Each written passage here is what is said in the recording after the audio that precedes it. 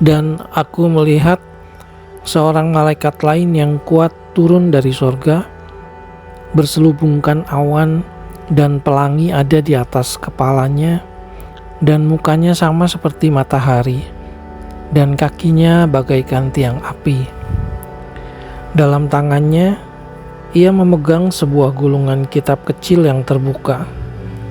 Ia menginjakkan kaki kanannya di atas laut, dan kaki kirinya di atas bumi. Dan ia berseru dengan suara nyaring, sama seperti singa yang mengaum. Dan sesudah ia berseru, ketujuh guru itu memperdengarkan suaranya. Dan sesudah ketujuh guru itu selesai berbicara, aku mau menuliskannya, tetapi aku mendengar suatu suara dari sorga berkata, "Meteraikanlah apa yang dikatakan oleh ketujuh guru itu, dan janganlah engkau menuliskannya." Dan malaikat yang kulihat berdiri di atas laut dan di atas bumi, mengangkat tangan kanannya ke langit, dan ia bersumpah demi Dia yang hidup sampai selama-lamanya, yang telah menciptakan langit dan segala isinya, dan bumi dan segala isinya, dan laut dan segala isinya, katanya, tidak akan ada penundaan lagi. Tetapi pada waktu bunyi sangkakala dari malaikat yang ketujuh, yaitu apabila ia meniup sangkakalanya, maka akan genaplah keputusan rahasia Allah, seperti yang telah ia beritakan kepada hamba-hambanya, yaitu para nabi. Dan suara yang telah kudengar dari langit itu berkata pula kepadaku, katanya, "Pergilah, ambillah gulungan kitab yang terbuka di tangan malaikat yang berdiri di atas laut dan di atas bumi itu." Lalu aku pergi kepada malaikat itu dan meminta kepadanya supaya ia memberikan gulungan kitab itu kepadaku.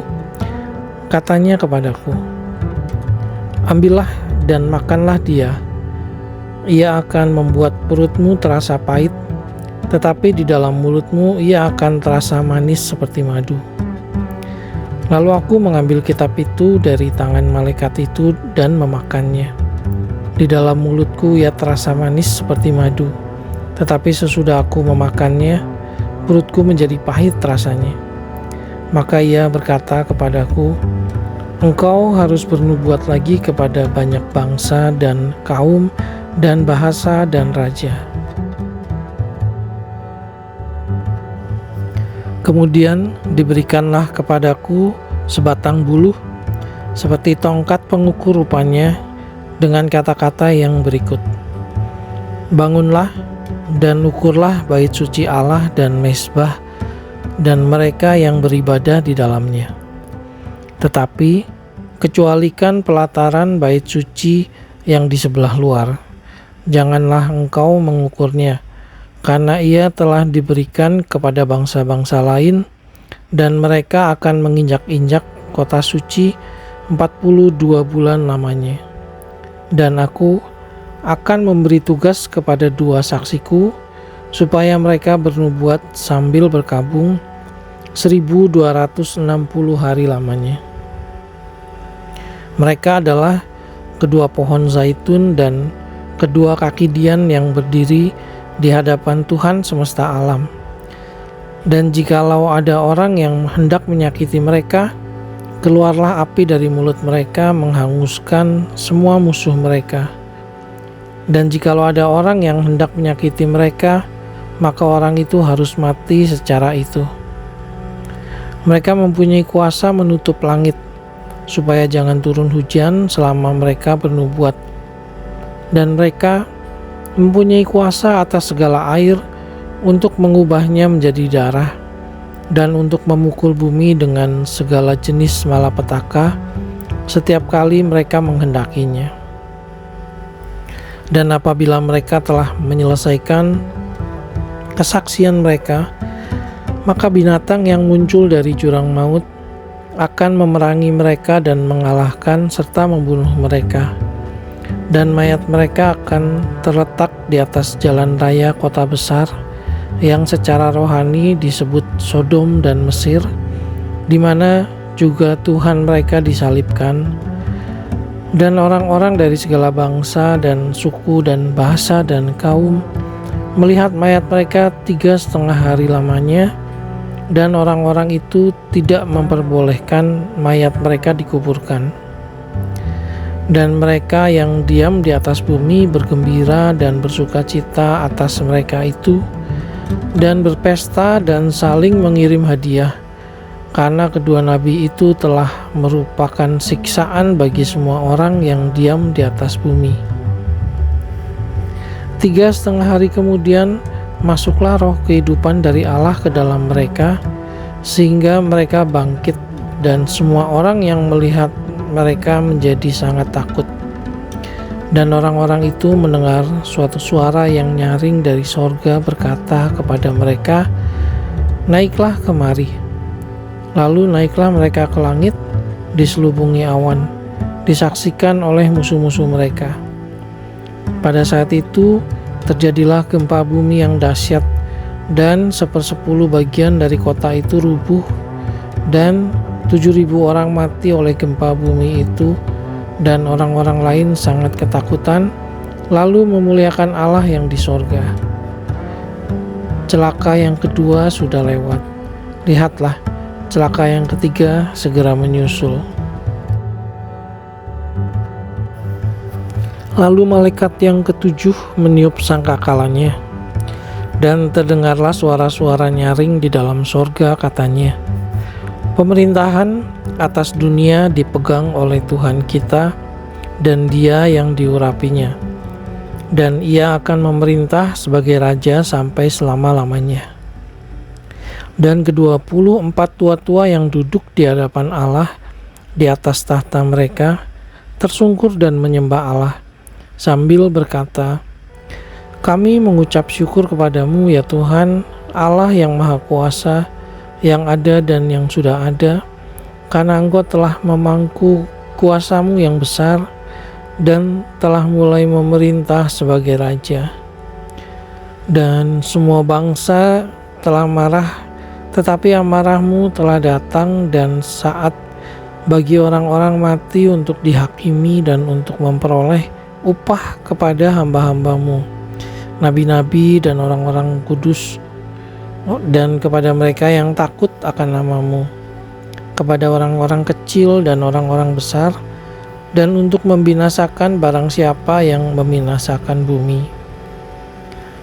Maka terbukalah bait suci Allah yang di sorga, dan kelihatanlah tabut perjanjiannya di dalam bait suci itu, dan terjadilah kilat dan deru guruh dan gempa bumi dan hujan es hebat. Maka tampaklah suatu tanda besar di langit, seorang perempuan berselubungkan matahari dengan bulan di bawah kakinya, dan sebuah mahkota dari 12 bintang di atas kepalanya. Ia sedang mengandung, dan dalam keluhan dan penderitaannya hendak melahirkan, ia berteriak kesakitan. Maka tampaklah suatu tanda yang lain di langit, dan lihatlah, seekor naga merah padam yang besar, berkepala 7 dan bertanduk 10, dan di atas kepalanya ada 7 mahkota, dan ekornya menyeret 1/3 dari bintang-bintang di langit dan melemparkannya ke atas bumi. Dan naga itu berdiri di hadapan perempuan yang hendak melahirkan itu untuk menelan anaknya. Segera sesudah perempuan itu melahirkannya, maka ia melahirkan seorang anak laki-laki yang akan mengembalakan semua bangsa dengan gada besi.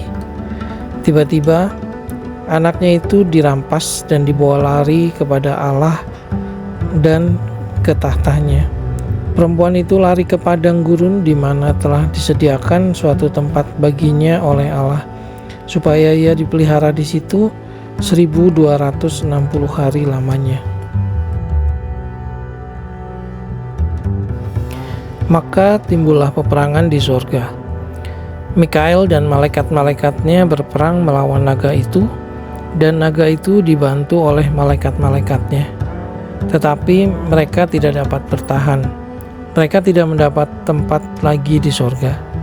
Dan naga besar itu, si ular tua yang disebut iblis atau Satan, yang menyesatkan seluruh dunia, dilemparkan ke bawah. Ia dilemparkan ke bumi bersama-sama dengan malaikat-malaikatnya. Dan aku mendengar suara yang nyaring di sorga berkata, "Sekarang telah tiba keselamatan dan kuasa dan pemerintahan Allah kita, dan kekuasaan Dia yang diurapinya, karena telah dilemparkan ke bawah pendakwa saudara-saudara kita, yang mendakwa mereka siang dan malam di hadapan Allah kita. Dan mereka mengalahkan Dia oleh darah anak domba, dan oleh perkataan kesaksian mereka, karena mereka tidak mengasihi nyawa mereka sampai ke dalam maut. Karena itu, bersukacitalah, hai sorga dan hai kamu sekalian yang diam di dalamnya. Celakalah kamu, hai bumi dan laut, karena iblis telah turun kepadamu dalam geramnya yang dahsyat, karena ia tahu bahwa waktunya sudah singkat."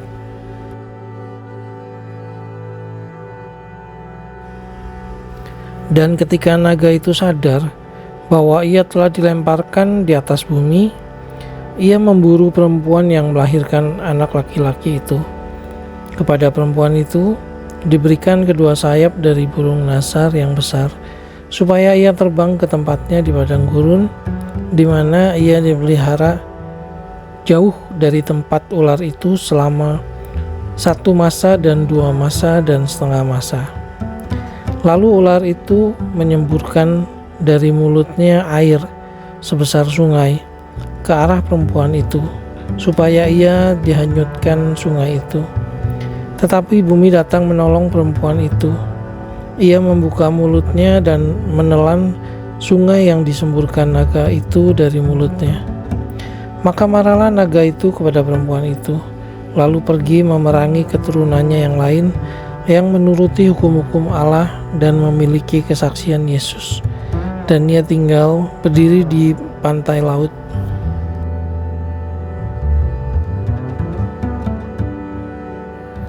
Lalu aku melihat seekor binatang keluar dari dalam laut, bertanduk 10 dan berkepala 7. Di atas tanduk-tanduknya terdapat 10 mahkota, dan pada kepalanya tertulis nama-nama hujat. Binatang yang kulihat itu serupa dengan macan tutul, dan kakinya seperti kaki beruang, dan mulutnya seperti mulut singa. Dan naga itu memberikan kepadanya kekuatan dan tahtanya dan kekuasaannya yang besar. Maka tampaklah kepadaku satu dari kepala-kepalanya seperti kena luka yang membahayakan hidupnya. Tetapi luka yang membahayakan hidupnya itu sembuh. Seluruh dunia heran, lalu mengikut binatang itu. Dan mereka menyembah naga itu, karena ia memberikan kekuasaan kepada binatang itu. Dan mereka menyembah binatang itu sambil berkata, "Siapakah yang sama seperti binatang ini? Dan siapakah yang dapat berperang melawan dia?" Dan kepada binatang itu diberikan mulut yang penuh kesombongan dan hujat. Kepadanya diberikan juga kuasa untuk melakukannya 42 bulan lamanya. Lalu ia membuka mulutnya untuk menghujat Allah, menghujat namanya dan kemah kediamannya, dan semua mereka yang diam di sorga. Dan ia diperkenankan untuk berperang melawan orang-orang kudus, dan untuk mengalahkan mereka. Dan kepadanya diberikan kuasa atas setiap suku dan umat dan bahasa dan bangsa. Dan semua orang yang diam di atas bumi akan menyembahnya, yaitu setiap orang yang namanya tidak tertulis sejak dunia dijadikan di dalam kitab kehidupan dari anak domba yang telah disembelih. Barang siapa bertelinga, hendaklah ia mendengar. Barang siapa ditentukan untuk ditawan, ia akan ditawan. Barang siapa ditentukan untuk dibunuh dengan pedang, ia harus dibunuh dengan pedang. Yang penting di sini ialah ketabahan dan iman orang-orang kudus.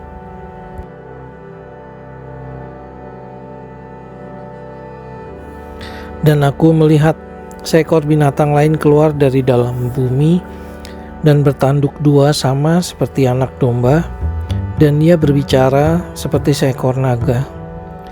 Dan seluruh kuasa binatang yang pertama itu dijalankannya di depan matanya. Ia menyebabkan seluruh bumi dan semua penghuninya menyembah binatang yang pertama, yang luka parahnya telah sembuh. Dan ia mengadakan tanda-tanda yang dahsyat. Bahkan ia menurunkan api dari langit ke bumi di depan mata semua orang. Ia menyesatkan mereka yang diam di bumi dengan tanda-tanda yang telah diberikan kepadanya untuk dilakukannya di depan mata binatang itu. Dan ia menyuruh mereka yang diam di bumi supaya mereka mendirikan patung untuk menghormati binatang yang luka oleh pedang, namun yang tetap hidup itu. Dan kepadanya diberikan kuasa untuk memberikan nyawa kepada patung binatang itu, sehingga patung binatang itu berbicara juga dan bertindak begitu rupa, sehingga semua orang yang tidak menyembah patung binatang itu dibunuh. Dan ia menyebabkan sehingga kepada semua orang, kecil atau besar, kaya atau miskin, merdeka atau hamba, diberi tanda pada tangan kanannya atau pada dahinya. Dan tidak seorang pun yang dapat membeli atau menjual selain daripada mereka yang memakai tanda itu, yaitu nama binatang itu atau bilangan namanya. Yang penting di sini ialah hikmat. Barang siapa yang bijaksana, baiklah ia menghitung bilangan binatang itu, karena bilangan itu adalah bilangan seorang manusia, dan bilangannya ialah 666.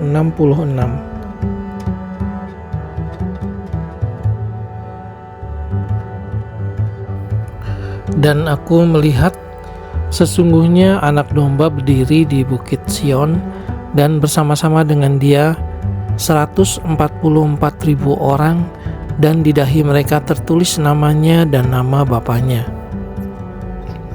Dan aku mendengar suatu suara dari langit bagaikan desau air bah, dan bagaikan deru guruh yang dahsyat. Dan suara yang kudengar itu seperti bunyi pemain-pemain kecapi yang memetik kecapinya. Mereka menyanyikan suatu nyanyian baru di hadapan tahta dan di depan keempat makhluk dan tua-tua itu, dan tidak seorang pun yang dapat mempelajari nyanyian itu selain daripada 144.000 orang yang telah ditebus dari bumi itu. Mereka adalah orang-orang yang tidak mencemarkan dirinya dengan perempuan-perempuan, karena mereka murni sama seperti perawan. Mereka adalah orang-orang yang mengikuti anak domba itu kemana saja ia pergi. Mereka ditebus dari antara manusia sebagai korban-korban sulung bagi Allah dan bagi anak domba itu, dan di dalam mulut mereka tidak terdapat dusta, mereka tidak bercela.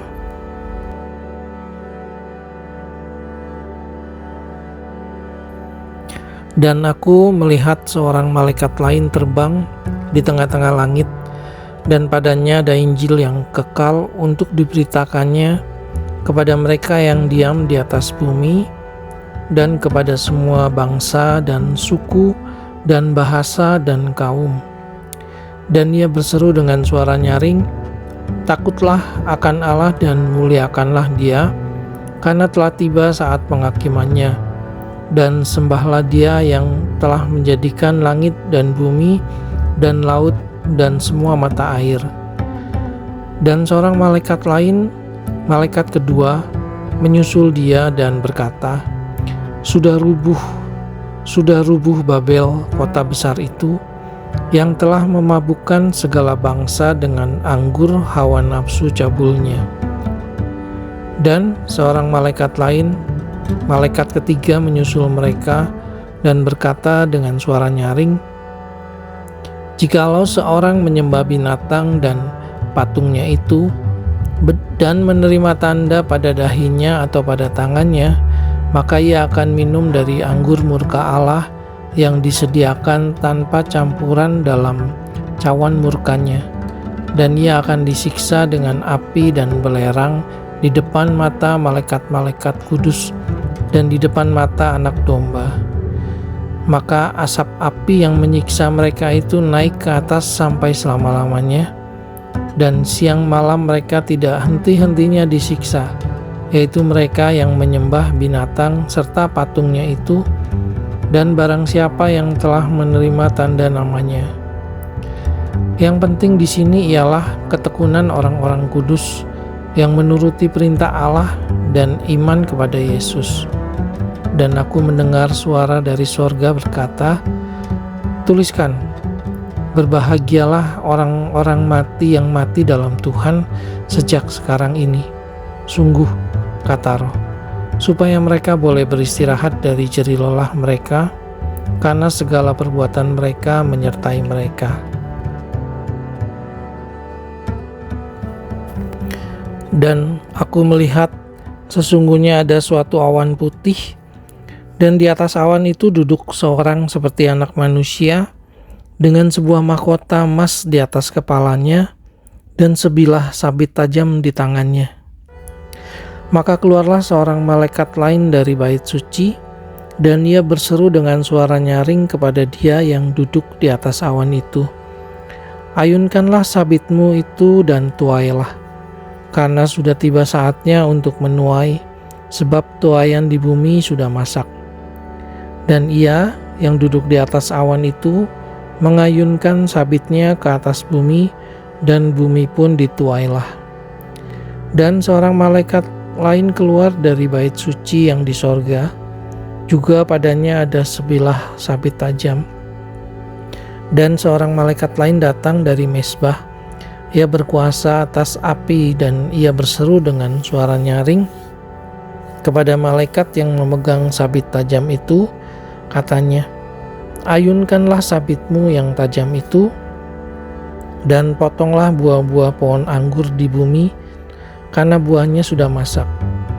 Lalu malaikat itu mengayunkan sabitnya ke atas bumi, dan memotong buah pohon anggur di bumi, dan melemparkannya ke dalam kilangan besar, yaitu murka Allah.